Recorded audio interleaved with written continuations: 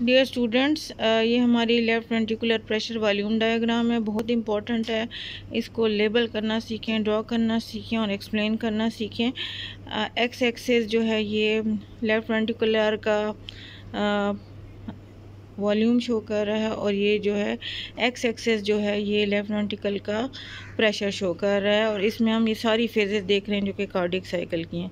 तो यहाँ पे जब वेंट्रिकल्स में एक सिस्टली ओवर हो जाती है और उसके बाद ये वाली जो है डायस्टली आती है और फिर दोबारा नई सिस्टली आती है।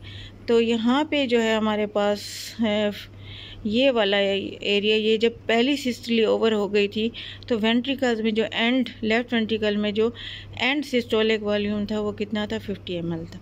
फिर यहाँ पे आपके एवी वेल्व्स खुलते हैं, यानी लेफ़्ट साइड पे तो आपके पास मिट्रल वेल्व है तो वो खुलेगा और वेंट्रिकल्स की फिलिंग स्टार्ट होगी। तो इसको पीरियड ऑफ फिलिंग कहेंगे, जिसमें रैपिड और स्लो फिलिंग होती है। और इसमें वेंट्रिकल्स 50 ml से कहाँ पे पहुँच जाएगा,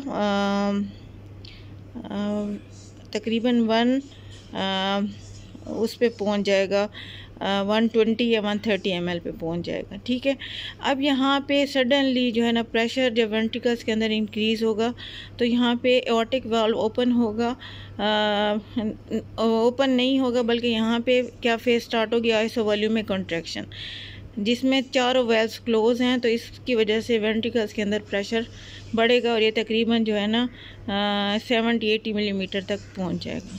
अब ये प्रेशर इतना काफ़ी है कि यहाँ इस मौके पे एओर्टिक वाल्व ओपन होगा और यहाँ से एओर्टा के अंदर ब्लड इजेक्ट होना शुरू होगा। इसको पीरियड ऑफ इजेक्शन कहते हैं।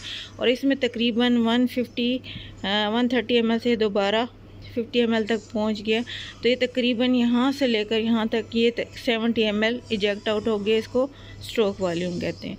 और फिर उसके बाद जो है यहाँ पे जब सारा कुछ इजेक्ट हो जाता है तो दोबारा एओर्टा में बैक फ्लो की वजह से यहाँ पे एओर्टिक वेल्व क्लोज होता है और इस मौके पे जो वेंट्रिकल्स के अंदर वॉल्यूम होता है उसको जो है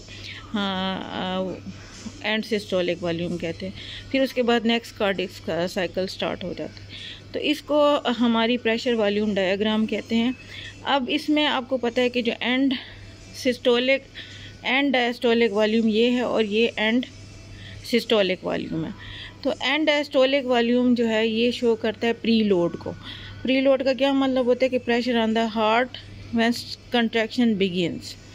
तो अगर आप प्री लोड को बढ़ा देते हो, यानी एंड डायस्टोलिक वॉल्यूम को बढ़ा देते हो, यानी 120 से 130 ml तक बढ़ा देते हो, तो इसका क्या इफ़ेक्ट होगा कि इससे ज़्यादा प्रेशर ये होगा, ये जो डायग्राम है थोड़ी सी ऊपर जाएगी, फिर ज़्यादा तेज़ी से इजेक्शन होगी और अगर पावरफुल इजेक्शन होगी तो इस तरीके से जो है ये वाले जब आप प्री लोड को बढ़ाएंगे तो आपकी जो ये डायग्राम है वो राइट को मूव करेगी। तो ये इफ़ेक्ट ऑफ प्री लोड है।